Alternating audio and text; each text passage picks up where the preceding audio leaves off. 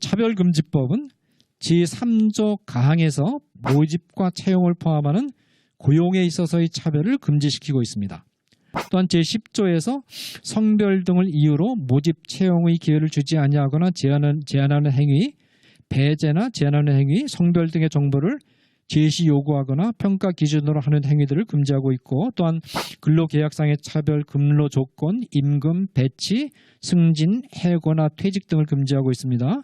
특히 고용 형태는 직업의 종류를 불문하고 임금을 목적으로 하는 근로 형태. 자, 이게 중요합니다. 로 정의하고 있고, 또 근로자는 직업의 종류를 불문하고 임금을 목적으로 근로를 제공하는 자로 정의합니다.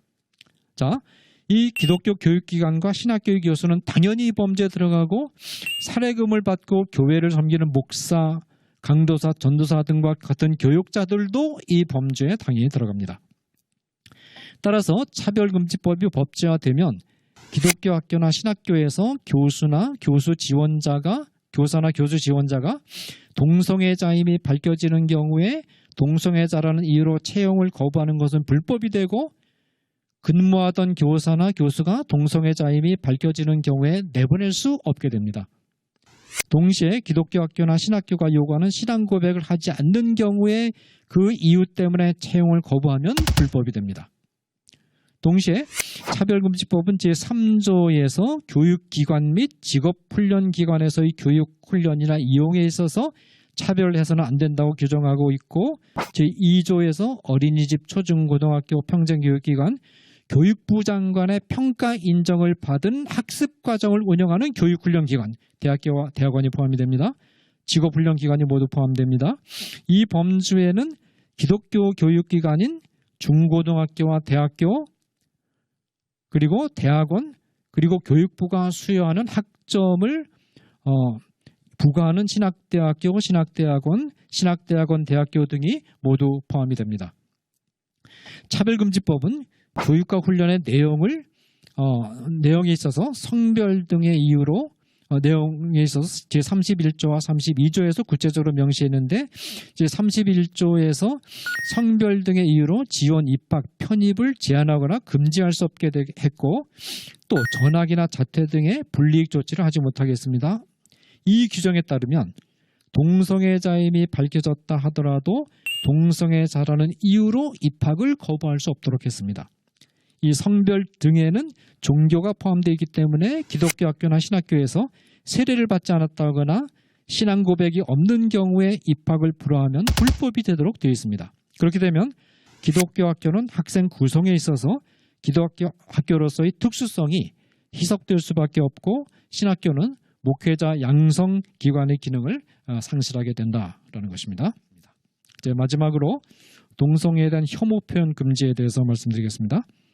차별금지법은 제32조 1사항에서 교육 목표, 교육 내용, 생활지도 기준, 교과 편성에 있어서 차별을 금지하고 있는데, 특히 특정 개인이나 집단에 대한 혐오나 편견을 교육하지 못하도록 규정하고 있습니다.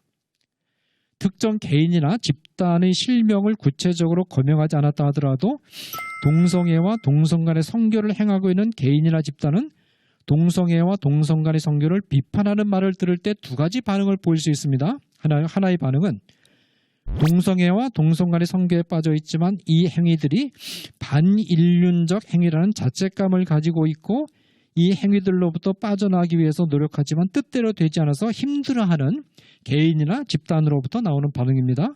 이들은 동성애에 대한 비판을 자신들에 대한 사랑의 표현이자 자신들은 반인륜적인 함정으로부터 구해내기 위한 시도로 해석하고, 이들에게 마음문을 열고 함께 동성애로부터 벗어나기 위해서 노력하게 됩니다. 다른 하나의 반응은 동성애를 정상적인 성적 지향으로 간주하고 동성애와 동성 간의 성교를 아무런 윤리적인 가책이 없이 행하는 개인이나 집단으로부터 나오는 반응인데, 이들은 동성애 그 자체에 대한 비판을 들을 때 정신적인 고통을 받게 되며 적대적이거나 모욕적인 환경에 처해 있다고 느끼게 됩니다. 이들에게 있어서 동성애 비판은 차별금지법 제3조 사항을 정면으로 위반하는 범법행위가 됩니다. 왜냐하면 이 항은 성별 등을 이유로 적대적 모욕적 환경을 조성하는 등 신체적 정신적 고통을 주는 행위를 차별행위로 간주해서 금지하고 있기 때문입니다. 이 차별금지법은 교회의 설교에 대해서 명시적인 규정을 하지 않습니다. 그러나 제28조에 보면 교회 안의 현장에서 육성으로 설교하는 것에 대해서는 제한 규정을 두지 않고 있지만 이 유튜브나 페이스북이나 소셜 미디어 등을 통한 설교나 강의나 교육에서의 일체의 동성애 비판을 하지 못하도록 금지시키고 있습니다. 이 동성애 비판에 대한 이와 같은 차별금지법의 태도는 동성 간의 선교를 가장 강력한 혐오 표현을 사용해서 비판하고 있는 성경의 가르침에 정면으로 위배됩니다. 레위기 18장 22절은 동성 간의 선교를 가증한 일이라고 비판하고 있는데 가증한 일로 번역된 히브리어 토에바의 가장 정확한 의미는 바로 혐오스러운 일입니다. 결국 차별금지법이 속에 숨기고 있는 좀 더 궁극적인 목표는 성경을 금서로 만드는 것입니다. 차별금지법이 동성애에 대해서 혐오 표현을 사용하는 것을 금지하는 법이라는 말은 동성애를 혐오스러운 일이라고 강력하게 표현하고 있는 성경의 가르침을 가르치지 말라는 뜻이고, 이것은 결국은 성경은 금서가 되어야 된다는 뜻의 다름 아닙니다.